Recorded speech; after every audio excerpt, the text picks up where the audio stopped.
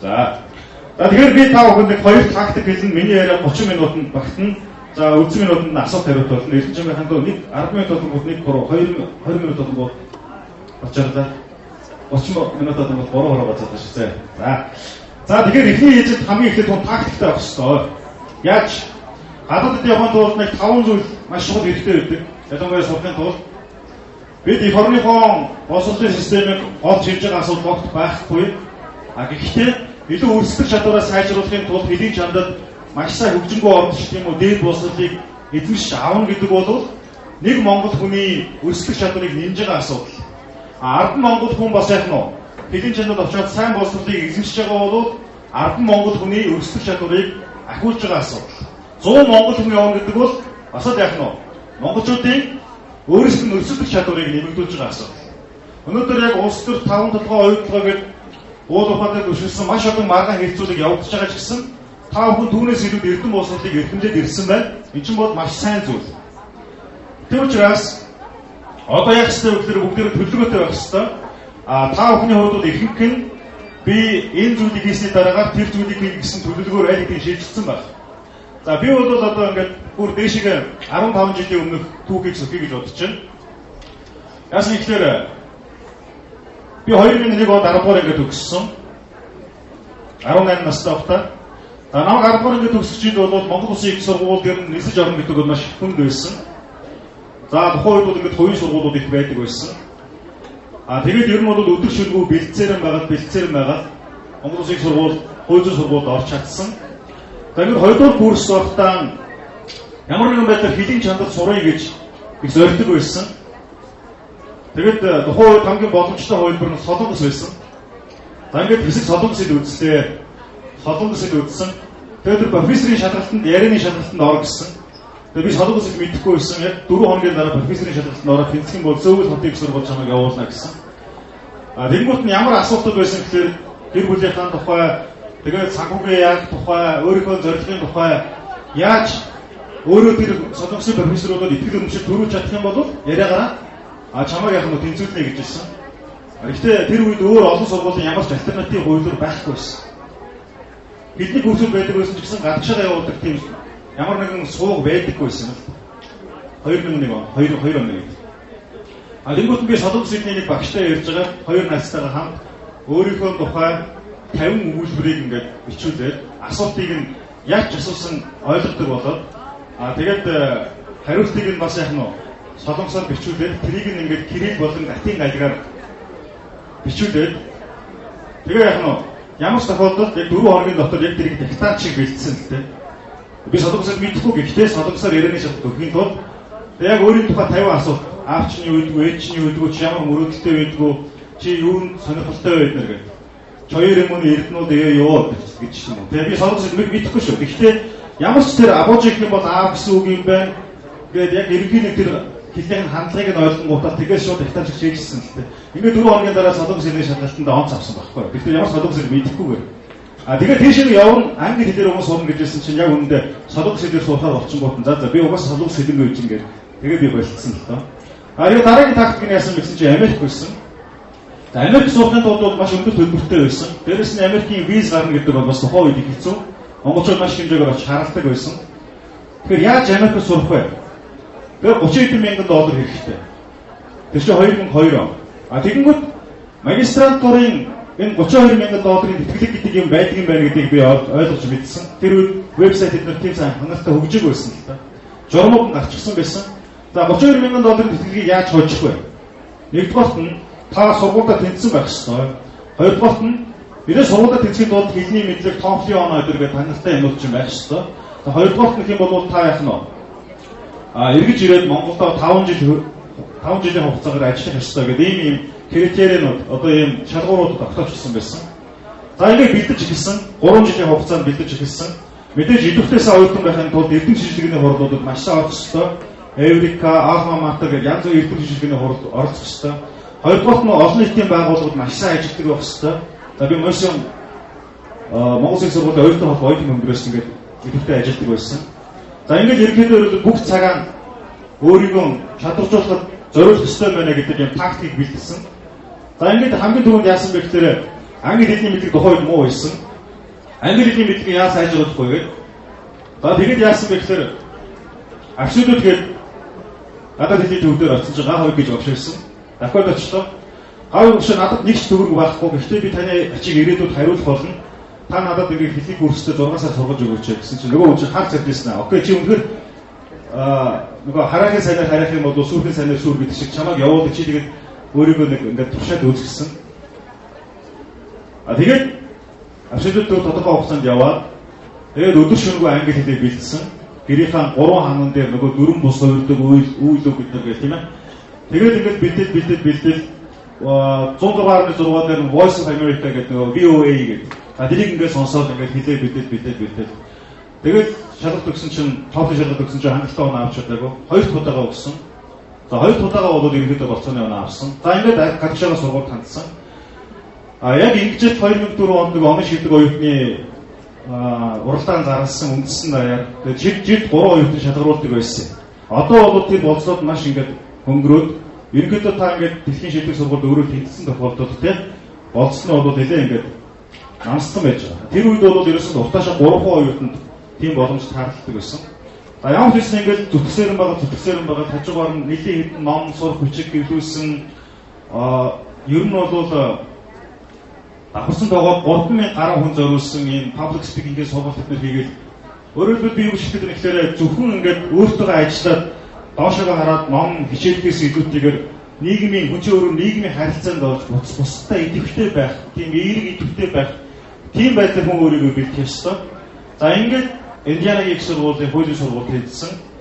За ингээд ямар ч байсан 2004 онд оны шилдэг оюутан болсон учраас энэ $32,000 бэлтгэлийг авах хэрэгтэй болсон.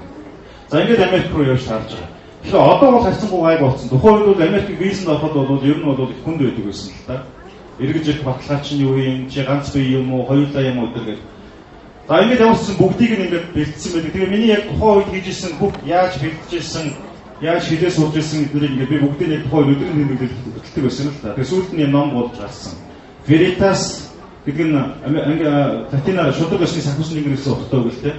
Харвардын их сургууль, Индианагийн их сургууль, Стэнфордын их сургуулийн өрөө үг нь өөрөө яг Veritas гэсэн энэ үгээр илэрдэг. Энэ мото үг нь л дээ.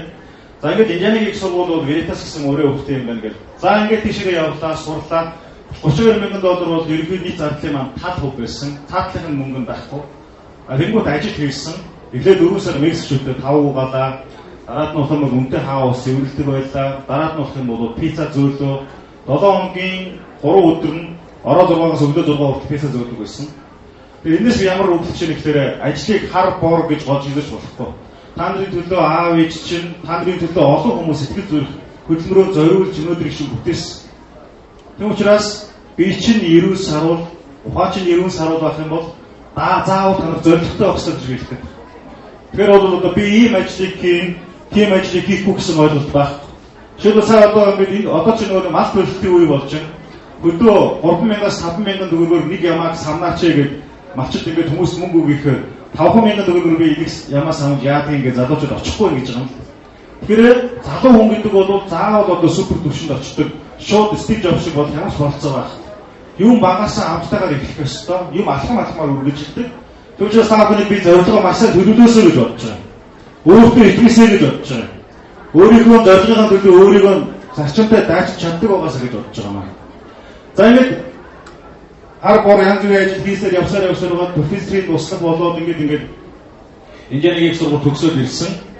За тэгээд энэ ном маань гарсан байгаа. Тэгээд би танарт бас нэг баяртай мэдээд болгоход Эрдэнэ болцыг имэн гэдэг миний сайт нэгдэж байгаа. Нэгд өдрөөс эхлүүлээд ингээд бүгдэд нээлттэй болно. Тэн дээр би энэ номыг бүгднийг ингээд үн төлбөргүй тавьчихсан байгаа. Тэгэхээр та бүхэн бол энэ номыг унших юм бол худалдаж авах шаардлагагүй, зүгээр миний сайт руу ороод татаж аваад ямар нэгэн байдлаар уншиж болно гэсэн. За тэгээд дараагийнхаа зорилго юу байсан бэ гэхээр өнөөдөр би энэ нөгөө Харвардд хэрхэн тэнцэхгүй байдаг гэдгийг зүгээр ярь. Надаас асуухаар нь би тэгээд тийшээ хэлсэн л та. Тэгээд энэ Veritas гэдэг номыг бичгтээ би ингээд нэг гэж тавьсан. За тэгээд тухайн үед би 2008 онд Индианагийн сургуулийг төгсөж байхдаа Харвардд сурна гэдэг бол миний хувьд мөрөөдөл байсан. 2003 онд захаагийн хэлбэрээр ерөнхийдөө Харвардаас ирээд нүүхүү үлдэхүү гэж лекц өгсөн. За тэр лекцийг хараад ерөнхийдөө энэ Харвард гэдэг чинь ямар гоё юм бэ те? John F. Kennedy гэдэг чинь бас түүхэнд нэлээд нөлөөтэй хүн байсан юм байна. За Мартин Лютер Кинг тэр олон хүмүүсийн тухай уншаад энэ барууны ертөнцид боловсрол эзэмших нь маш гоё зүйл юм байна гэж бодолд өгчээсэн. Тийм учраас Индианагийн их сургуулийг төгссөнийхөө маргааш яг энэ номыг бичиж байхдаа би яг Харвард их сургууль төзөөлөх гэж сурна гэж бодоод Veritas гэж нэрлэсэн. Тэгээд нэг гэж тавьсан. Харвардыг төгсчөөд Veritas 2 гэдэг номыг гаргая гэж бодож ирсэн. Тэгээд Монгол төрж ирлээ. Монгол төрж ирээд 6 жил ажилласан. Монголын төр 6 жил ажиллаа. Ерөнхийлөгчийн хамын газар ажилласан. 26 настай байхдаа ерөнхийлөгчийн хамын газар албаны дараагаар ажиллаад явсаар байгаад сая 2 сарын 2-ны өдөр ажлаа хүлээх гэж өгч байгаамаа. За тэгээд Харвардд яаж тэнцэхөө гэдэг бол бас л стратегийн асуудал байдаг. Жишээлбэл яг миний хүссэн John F. Kennedy-гийн сургууль байна. Төрийн удирдлагын сургууль. Энэ шиг тэнцэхэд бол мэдээсэнд бол магистрийн 4 төвчний хөтөлбөр байдаг. 20 гаруй настай хүмүүс ирүүлсэн MPP гэдэг Master of Public Policy гэдэг. MPA гэдэг Master of Public Administration гэдэг. За тэр дотроос Edward Mason-ийн хөтөлбөр нь бол надад хамгийн тохиромжтой байсан. За тэгээд тэр нь тэнцэхэд бол яг хөглөөр ерөнхийдөө 7 жилийн хамгийн багадаа минимум ажлын туршлагатай. Хэрвээ 14 жилийн туршид ажлын туршлага хөрөнгөлүүлсэн байх юм бол өрсөлдөх чадвар өндөр гэсэн. Өөрөөр сонгогдох чадвар өндөр. Тэгээд тэнд сурж байгаа хүмүүсийн дундаж нас нь 38.5-аас 39. Тэгэхээр ерөнхийдөө бол нэлээд агсан төвшингийн насны хувьд ч тэр туршлагын хувьд ч тэр нэлээд өндөр төвшингийн чадварыг шаардаж байсан л та. Тэгэхээр би бол тэнд явмаар байдаг. Гэхдээ өнөөдөр би 32 настай. Яаж тэр тэнцэхөө гэж бодсон. Тэгээд тэнцэх тухайд бол насаар бол туршлагаар бол би ингээ хасагдчихж байгаа юм. За хэлний тухайд гэх юм бол TOEFL угаасаа ингээ өгчөн. Тэгэхээр хүмүүс хэлдэг Америкт сургууль төгссөн хүн дахиад сургууль сурах TOEFL өгөх шаардлагагүй гэж. Америкт бакалавр хийсэн хүн бол дараагийн удаад нь TOEFL шалгалтгүйгээр агсан төвшөнд явж болдог. Америкт магистр хамгаалсан болох юм бол заавал TOEFL шалгалт, IELTS шалгалт юм уу өгөх ёстой байдаг. За ингээд хэлний хувьд бол асуудал байхгүй. За их юм бол одоо ерөнхийдөө Мартин Лютер Кинг, Махатма Ганди, Мадер Тереза гэдэг сая Нобелийн их таны шагнал, Нобелийн шагнал авсан Малала гэдэг охин байна. Эдний бүгднийхээ нэг онцлог нийтлэг байдаг. Эдгээр хүмүүс туслах, нийгэмдээ үйлчлэх, бусдад сайн сайхныг түгээх гэдэг дээр маш ач холбогдол өгсөн байдаг. Бусдаар бол ингээд амиа бодоод ч гэдэг юм зөвхөн би мундаг байх ёстой, би л одоо энэ амжилтанд хүрэх ёстой гэж тэр хэлж хичээж байгаагүй. Бүр тэр тусмаа хүчирхийллийн эсрэг, хүний үнэт зүйлийн төлөө, сайн сайхны төлөө, хүний нэмэн чанар, мөн чанарын төлөө энэ хүмүүс тэмцсэн байдаг. Тийм учраас олон улсын төвшөнд шилдэг сургуульд орё гэж байгаа бол та онц сурдаг байх чинь хангалттай биш ээ. Яг нь хүмүүсийн төлөө үйлчилж хамтарч нийгэмдээ харилцан үйлчлэлийг бий болгох ёстой. Гэхдээ хүмүүсийн төлөө үйлчлэж ингээд нөгөө талд нь академик зүйлээ бас хийж болохгүй. Айл алиг нь яг нь хослох ёстой. За тэгээд надад нэг гарч байсан. Хэрвээ Афганистан руу юм уу ингээд яваад НАТОгийн юм уу Нобелийн Балтаны ажиллагаанд юм уу инхийг дэмжих ажиллагаанд оролцох юм бол чи нөгөө Америкийн дотоодынхаа журмаараа бол дайнд оролцсон хүмүүс бол яг нь насны хувьд дефер болдог байхгүй юу? Өөрөөр хэлбэл насыг нь бага их гэж олдгоогүй ерөнхийдөө дефер болдог. Тэгээд би юу бодсон гэхээр за би ер нь Афганистан руу явах хэрэгтэй юм байна гэж бодсон. Афганистан руу явахын тулд яг хэвээр гэхээр би зэргийн эрдэм хийх хэрэгтэй гэж бодсон. Энгийн хүн шүү дээ би тийм ээ. За ингээд яг таван талаар дээр очиод зэргүүттэй хамтраад бэлтгэл хийгээл, сургууль хийгээл өглөө 3 км талдаа ирж чигтээ 6 км өгөөл ингээд буудлын дасгал масгал хийгээл ингээд Афганистан явах бэлтгэлийг хангаж хэлж байгаа юм л та. За ингээд Афганистан руу 2013 онд өргөсөлт ширүүлсэн. Эгрис гэдэг бааз дээр 132 сайхан залууч хоттой хамт тодорхой хугацаанд яг тэр нөхцөл байдалтай очиж танилцаад залуучуудаа тэнд байдаг Германы, Америкийн, Францын баазууд дээр Монголын тухай, Монголын амжилт бүтээлийн тухай лекц уншаад Монгол зэргүүдтэй бас залуу хүний итгэл үнэмшлийн тухай лекц уншаад ингээд яваад хүрээд ирсэн. За ингээд бүх материалуудаа бэлдээд за ерөнхийдөө юу шаарддаг вэ гэхээр нэгдүгээрт нь таны өөрөө чинь эсрэг шаарддаг. Ер нь энэ зөвхөн Харвард биш. Ер нь топ сургуулиудад нэг 3 хүртэл эсрэг шаарддаг. 3 эсрэг гэдэг бол ерөнхийдөө таны хинбэ гэдгийг асуудаг. Ялангуяа таны ирээдүйг асуудаг. холын зориг үгүй аваас ойрын зовхон оршин гэж байдаг шүү. Тийм учраас өнөөдөр та бүхэн сайдаа бэлтгэх, саваа бэлтгэх ёстой. За тэтгэлэг яаж очихгүй өдргээд ингээд асууж байгаа чинь зөв. Гэхдээ өөрийгөө чадварчулж явах ёстой. Баян өөртөө ажиллаж өөрийгөө бол яах нь боолчж явах ёстой.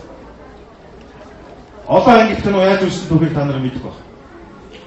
Тэгэхээр бидний анхаарлыг сарниулж байгаа. Бидний мянган хормуудыг амжилтыг бүтээх тэр мөчүүдийг маш хэрэггүй зүйл тусдаж байгаа олон зүйлүүдээс татгалж сурах хэрэгтэй. Юмны хэмжээ хэлэх юм бол цөөн бол бэлэг олон бол үлэг. Facebook гэдэг зүйлийг хүн хэрэглэж болно. Гэхдээ түүнийг өдөр шингүй аддикт болоод ингээд өдөр шингүй тэрүүгээр амьдралаа тодорхойлох юм бол уучлаарай. Twitter бас адилхан. Олон ангид бас адилхан. Тийм учраас би юунд өөрийгөө зориулах ёстой, би өөрөө ямар зорилготой гэдгийг өөрөө ойлгох ёстой. Түүний тулд өөрийнхөө үнэт зүйлийг тодорхойлох ёстой. Би юу үнэт зүйлээ болгох юм бэ гэж. Би өөрөө хэн байж болох вэ гэдгийг хүн тодорхойлох ёстой. Ингэснээр хүн өөрийгөө ойлгож эхэлнэ. Тэгснээр таны явах зам чинь тодорхой болно. Явах зам чинь тодорхой болсон бол та яах нь вэ? Зориг хэрэгтэй гэж. Тэгээ манай JCI гэдэг байгууллага тэнд хэлдэг. JCI бол ресторан биш, фитнес гэж. Яг үнэндээ энэ бол маш чухал өв. Та зорилгын төлөө ресторанд захиалга өгөө сууж байгаа хүн шиг биш, фитнест хөлсөө гаргаад явж байгаа хүн шиг яах нь вэ? Цагаа засуулах хэрэгтэй болно шүү. За ингээд эсэгээ сайн бичих ёстой. Дээрэс нь 3 хүний recommendation letter буюу тодорхойлох захиа, reference letter гэж авах ёстой. Тэгшин бол та нар ингээд янз бүрийн diversity байдлаар нь харуулах. Нэг талаас академик, нэг талаас хамтран ажиллаж байгаа, нэг талаас хувь хүний чинь талаар мэддэг ч юм уу. За ингээд ерөнхийдөө энэ аливаа сургууль материал явуулна гэдэг, аливаа сургууль тэнцэн гэдэг өөрөө дандаа тактик байдаг. Тактик. Чи өөрийгөө өөр нүдээр хараад өөрийнхөө давуу сул талыг шударгаар харж чаддаг байна. Ихэнх хүмүүс юун дээр алддаг гэхээр би ийм мундаг байхад чинь ингэсэнгүү гэж өөрийгөө нөгөө бүрэн дүрэн ойлгож чадаагүйгээс асуудал үүсдэг. Энэс илүү ямар тохиолдол хоригдол гардаг вэ гэхээр хүн өөрийнхөө дотор байгаа потенциалыг бүрэн дүрэн тань мэдээгүй байдаг. Тэгэхгүй ерөнхийдөө бараа сургаад нь айдаг. Эмээд за би ингэ чадахгүй байхдаа би ингэ чадахгүй байхад гэж боддог. Бусдаар бол та нарын дотор бол жинхэнэ дотоод чадалтад хөдөлгүүр. Та нарыг амжилтанд хүргэх тэр эрчим хүч байнга нуугдастай байдаг. Түүнийг яах нь вэ? Байнга сэрэж явах хэрэгтэй. Өөрийгөө зоригжуулж явах хэрэгтэй. Хүн өглөө босоод толинд хараад нүрөө угаагаад магадгүй нүрмөрөө бодтаа нүрнийхэн гартлын хэлбэр арьсны өнгийг хэмжлэн хардаг. Харин өөрийнхөө нүд рүү харж байгаа чи юу хүсэж байна? Чи өнөөдөр юу хийх гэж байна? Чиний алдаа оноо чинь юу вэ гэдгийг тэр болгон боддоггүй. Тийм учраас Монголын хүүхдээс олоолаа байхдаа үгээ шинж, ганцаараа байхдаа бодлоо шинж гэж хэлж байсан. Тийм учраас ганцаараа байхдаа бодлоо шинжих ёстой. Бодлоо хэрхэн шинжснээс шалтгаалж таны өөрийн чинь явах зам тодорхой болно гэж. Би танаас нэг асуулт асууя. Цаг хугацаа мөнгө хоёрын айд нүүн цэнтэй вэ? Цаг хугацаа гэж гараар өгөхгүй. Стив Джобс маш баян байгаад 55 наснда хороо болчих шүү. Эрүүлэндээ цаг зарцуулж чадаагүй. Хичнээн мөнгөтэй байгаа тэр хүн яах нь вэ? Илүү амьдрах боломжийг авч чадсангүй. За мөнгө нь цаг хугацаанаас чухал гэж гараар өгөхгүй. За тэгэхээр яг үнэндээ миний бодлоор бид нар яг цаг хугацааны машин цууцсан явж байгаа хүмүүс байхгүй. Бид нар яг цаг хугацааны галт тэрэг цууцсан явж байгаа хүмүүс. Би яагаад ингэж боддог вэ гэхээр түрүүн би 22 минутын өмнө энэ тайсан дээр гарч ирсэн. Секунд дойлоор энэ чинь урсаад биш. Миний ярьж эхэлсэн яриа одоо өнгөрсөн цагаар шилжиж байгаа. Одоо миний ярьж байгаа зүйл ирээдүйн цагаас над руу цахилан ирж байна.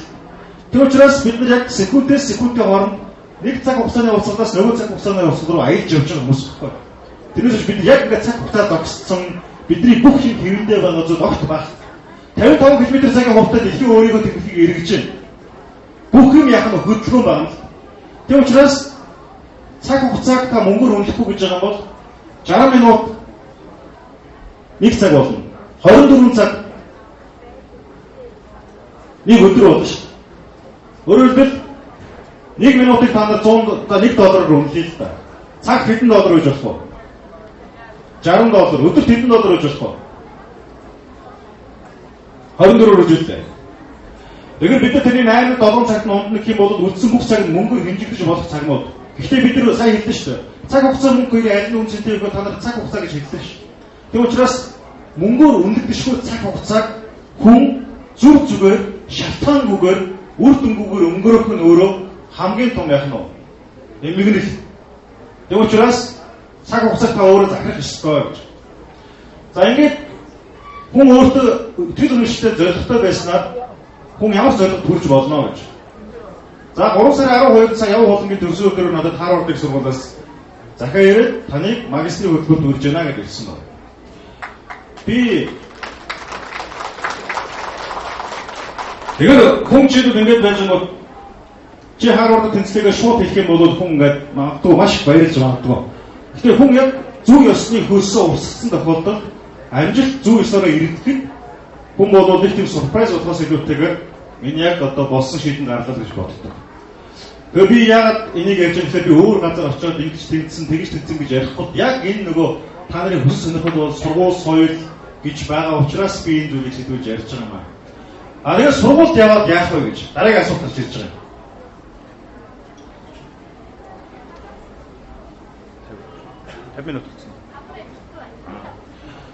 Сургуульд яваад яах вэ гэж байгаа. Хичнээн мундаг босрол эзэмшээ. Хичнээн мундаг зэрэг хамгаалаад хичнээн гоё царай төстэй байгаад хувц сонортой байгаад хүнлэг биш бол хүн их оронч биш бол тэр бүхэн ач холбогдолгүй болчихж байгаа. Тийм учраас бид зорилго нь өөрөө боловсрол эзэмшин гэдэг биш. Харин энэ амьдралыг сайн сайхан болгох, энэ улсаа өрсөлдөх чадвартай хөгжилтэй болгохын төлөө би юу хийж чадах вэ гэсэн асуултын нэг алхам нь өөрөө сайн боловсрол эзэмших гэсэн зорилго багс. Том зорилгоос хамаарсан олон зорилтуудын нэг нь өөрөө энэ сургууль сурч. Тэгээд түүнийг хэрэгжүүлэх маш олон төлөвлөгөөнүүд чинь таны стратегиуд. Тэгээд түүнийхэн төлөө яг нь өөрийгөө тайлбарлаж чадах таны урам зориг бол таахдаг. Тийм учраас эндээс би юу гэж хэлж байгаа гэхээр өнөөдөр Монголд баялаг бүтэж байгаа сайн сайхан зүйл бий болж байгаа түүхүүд байдаг. Түүнээс дутхгүй бас маш олон шүүмжлүүд байдаг. Хүмүүс ихэнх нь төр засгаас ч юм уу хэн нэгнээс миний амьдралыг сайхан болгоод өгөх ёстой гэж шаарддаг. Гэхдээ хүн өөрийнхөө амьдралын төлөө бусдаас хамаарахгүйгээр амжилтанд хүрэх боломж нь Бурханаас зайлснаар бол өөрт их байдаг. Түүнийг тэр болгон хүмүүс олж харж чадахгүй байгаа асуудал байдаг. Тийм учраас өнөөдөр би та бүхэнд юу гэж хэлмээр байна гэхээр гадаадд сурна гэдэг бол номер 1 зорилго биш. Харин Монгол улсаа хүчтэй болгох, Монгол улсад дэлхийд танигдсан сайн нэртэй улс болохын төлөө 3 сая монголчуудын нэг нь байгаа та бүхэн эх орныхон төлөө чин сэтгэлээсээ ажиллаж хөдөлмөрлөж өөрийнхөө өрсөлдөх чадварыг сайжруулна гэдэг бол хамгийн том үйл хэрэг байх ёстой гэж бодож байна. Тэгээд би та бүхний зүйл дээр баярлалаа гэж хэлэх гэж байна. Намайг инженерийн сургууль сурж байхад маш ачаалттай байдаг байсан. Шантармаар уюуд маш тохиолддог байсан. Өдөрт багадаа 100 хуудас кейс унших ёстой, тэн дээр анализ хийх ёстой. Тэгэд би нэг бодлоос дандаа өндөж босч ирдэг байсан. Тэр нь ямар бодлоо байсан гэхээр Эрдэнэлтөө чи $32,000 Монголын засгийн газраас авч сурж байгаа. Монголын засгийн газрын $32,000-ыг Монголын ард түмний татвар төлөгчд бий болгож байгаа. Энэ татварыг бол долоон бодлын долгор эмээлчдэр эсвэл бол хамгийн классик орчинд амьдарч байгаа бизнесменчдэр бүх хүмүүсийн хүс хүчнээс энэ зүйл бий болж байгаа. Чи тэр 2,600,700,000 хүмүүсийн хөдөлмөрийн хөлсөөр ингэж сурж байгаа юм байжээж чамд нэг залхуураад хойшин суухтын ирэх байхгүй. Тийм учраас чи уучрал зүтгэх ёстой гэж надад хэлдэг байсан. Тийм учраас би та нарын мөнгөөр тэнд сурсан. Тийм учраас би та бүхэнд баярлалаа гэж хэлж байна. 5 жилийн хугацаанд Монголд ирээд ажиллаад хэдийгээр ингээд өөрөө төлсөн гэж байгаа боловч энэ өөр бол цаг хугацаагаар хэмжигдээд төлждөг өөр биш. Цааш нь яах нь вэ? Энэ ард түмнөөс авсан мөнгө итгэлийн төлөө цааш дахиад илүү олон зүйлийг хийх ёстой гэж. За тэр бодлоос надад нэг санаа төрсөн юу гэхээр би яаж Монголын төлөө сайн үйл хийх ёстой вэ гэдэг бодол. За би бизнесмен болоод магадгүй уурхайн лиценз аваад явж болох байсан баг. За нэг шин сургууль байгуулад явж болох байсан ба. Эсвэл бол жижигдэнгийн ч юм уу худалдаа хийгээд ресторан байгуулад явж болох байсан ба. Гэхдээ миний хийж чадах нэг зүйл байсан. Тэр нь юу вэ гэхээр хөдөө намайг хүүхэд байгаа хүмүүс мороор малаа хариулдаг байсан. Өглөө эмнэг голдуу хангал сайхан үрээдийг уйж хоноод нар мантахаас өмнө үүр зүрийн дээр гүйдгийгээ симплэж байхад уян дээр Монгол ирэх хүн эмээлэн барьж очоод уурган татаж очоод морой сайхан эмээлтэй шивчилсэн сайхан олонлоод тэр ир санах сэвэлж явах тэр хөдөөний тунгалаг өглөө бүлгийн бэлэн дээр жолоо татан мордоод ингээд уулын өндөрлөг газар руу дахиж дурангаар адуу манхаа хонсныг хараад яг тэгээд адуугаа хомоод эсгэрээ цахан давхиж хахад нар мандж байгаа тэр зураглал бол Монгол эр хүний хамгийн тийм бахархалтай мэдрэмж байна. Өнөөдөр тэр мэдрэмж бидний урд хөршөөс ороод ирсэн 100 км-т 2 литр шатхуун зарцуулдаг мотоциклээр солигдсон байна. Нөгөө олон жирэм ганцхан огт огчоо чөлдөр тэр Монгол ахуйн юмнууд яг нь шингэрч эхэлж байна. Хүн амын талаас их хүн баг Улаанбаатар руу ингээд нүүдлээд ирсэн. Тэр бид та нарыг дээд өмсөөч бүгдээрээ авсан шиг байгаа ч гэж хэлэхгүй. Дээд өмснөрөө хүн Монгол болчтой ч юм биш. Монголын төлөө бид зээжээ базгаж аль нэг газар руу номсон харуулж буу агснараа бусдыг айлгаснараа их орж болчтой ч юм биш. Өмнө нь байгаа зүйлээ хүн өөртөө итгэл үнэмшилтэйгээр өөрийнхөө чаддаг зүйлээр их орондоо баялаг бүтээн гэдэг бол энэ бол хамгийн том их оронч зүйлээ гэж. Би юу гэж бодсон бэ гэхээр энэ эзэнт гүрний туйлс гэдэг энэ номыг бичсэн. Энэ үйл 9 бот ном. Эхний ном бүтэн дээр одоо мартагдж байгаа монгол үгсийг сэргээх гэж оролцсон. Нэг монгол үгийг мартна гэдэг бол тэр бол яг шорондоор ороод алга болж байгаатай адилхан. Нэг монгол үгийг хэрэглэхгүй тал бичгэд гацаа гэдэг бол тэр бол шоронд орсон хүнтэйг адилхан. Тэм учраас бидний ахуй соёл, бидний хэл энэ зүйл чинь өөрөө бидний бахархлыг бий болгодог. Бидний бахархал гэдэг чинь монголчуудын үнэт зүйлийн ижилслийг бий болгодог. Монголчуудын үнэт зүйлийн ижилсэл гэдэг чинь монгол үндэсний сэтгэлгээ, эх оронч хандлагыг бий болгодог. Тийм эх оронч хандлагыг өөртөө эзэмшсэн хүн гадаадд очиод боловсрол эзэмшээд ирэх юм бол эргээд Монгол улсаа яаж хөгжүүлэх вэ гэдэг тийм зорилготой ирч чаддаг. Тэгэхгүй эндээс мөнгө осгоод явдаг төрийн нэрээр $32,000 аваад яваад гадаадд шингэчихсэн байж байгаа асар олон хүмүүс байна. Тийм учраас хээрийн галуу нисэн үл төрөх газраас хүний хүү эрдэн өвлөж ирнэ гэж үгээд. Бүгдээрээ эрдэнэтэй болох ёстой, өрсөлдөх чадвараа сайжруул. Гэхдээ юу мэтлээ? Ээж аав, хань ээжид, хайртай хүмүүс, газар шороо, их орныхон төлөө, сайн мэдлэгийн төлөө та бүхэн тэмцэх ёстой. Тэгэж хэмээж нь таны эзэмшсэн мэдлэг боловсрол эргээд их оронд маань үн цэнтэй зүйл болно. Тэгхгүйгээр зүгээр юухгүй. Би нэг ингэсээр нэг гадагшаа очиж сурчаад ирэх гэдэг итгэл үнэмшилгүйгээр аяндаа би болж байгаа тэр зүйл бол хүнд амжилт болж чаддаг юм аа гэж хэлэх гэж байгаа. За тэгээд та нараас дараагийн асуулт гарна. За Харвардд тэнцчингүүд өмнө нь $32,000 сурцсан учраас дахиад яг нь та нараас мөнгө авах боломжгүй. Тэгэхээр Харвардын мөнгөийг яаж босгох вэ гэдэг асуулт гарч байна. Тэгээд энэ эзэнт гүрний туйлс гэдэг номон дээр 300 гаруй хайчилбар зургууд бий болсон. За энэ зургуудыг би дуудлага худалдаагаар худалдсан. Энэ номныхон гар бичмэлийг бас дуудлага худалдаагаар худалдсан. Тэгээд эргээд явах нь Харвардынхаа төлбөрийг олчж байгаа. Харвардаас бас явах нь тодорхой хэмжээний тэтгэлэг авчиж байгаа. Энэ нь юу гэсэн үг вэ гэхээр та Монголын төлөө сайн зүйлийг хийж чадчих байх юм бол хичээж хүсэж байх юм бол эргээд явах нь энэ Монголын газар ширээ хөвтөнгөр нэг монголчуудын нэг тийм суу бэлэг гэдэг юм чинь бидийг дандаа итгэж чаддаг юм байна гэдгийг би ойлгосон. Монголчууд сортоотой ард түмэн, сортоо гэдэг бол маш гайхамшигтай мэдрэмж. Юмд сэргэлэн нөгөө номонд мэрэгэн нойрон цэцсэн Дайнд Баатар далай дуусч гэдгийг чинь бүгдийг нэгтгэж сортоогоор хэлчихэж байгаа юм л. Тэр учраас эхэнд үнэртэй хандаж хэлэхэд та бүхэн зоригтой байх ёстой. Зорилго чинь Англиар нэг юм үг гэдэг shoot for the moon. Сар руу буу. Even if you miss, чи алдсан ч гэсэн you will land among the stars. Ядаж оддын нэг нь оноо шүү дээ гэж. Том зорилго тавь. Тэгээд чадахгүй байсан ч гэсэн ямар ч байсан тэрнээс доогуухан ч гэсэн ердийн байгаагаас дээгүүр амжилт үрдэл хүрж болно шүү дээ гэж. За ингээд энэ эцэг бүрний туус гэдэг зүйл маань бол яг энэ монголчуудын түүхэнд их сул билгийн тухай туйл болгон ингээд бичиж байгаа энэ брэнд байгаа. Би нэг 30 жилийн хугацаанд хийж байгаа. Ирэх 30 жилийн хугацаанд хийх юм төсөл байгаа. За эндээс өвчлөж байгаа гэхээр дүүнэр минь таавхан дахиад зоригтой байх ёстой. Өглөө босоод өөрийгөө хар. Өмнө нь та нар өөртөө ингээд сэтгэл дундуур байсан зүйл биш магадгүй.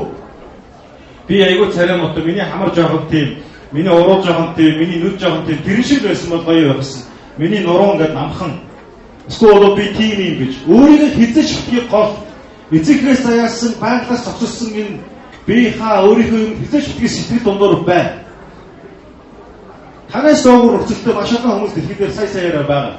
Тийм учраас өөртөө заяасан энэ бие зогсос, өөртөө заяасан тэр цаг хугацаа, өөртөө заяасан боломж нөөцөө бүрэн дүүрэн даачлагын төлөө амжилттай Монгол хүн байхын төлөө та бүхнийг хамгийн сайнараа тэмцээрэй гэж хэлмээр байна.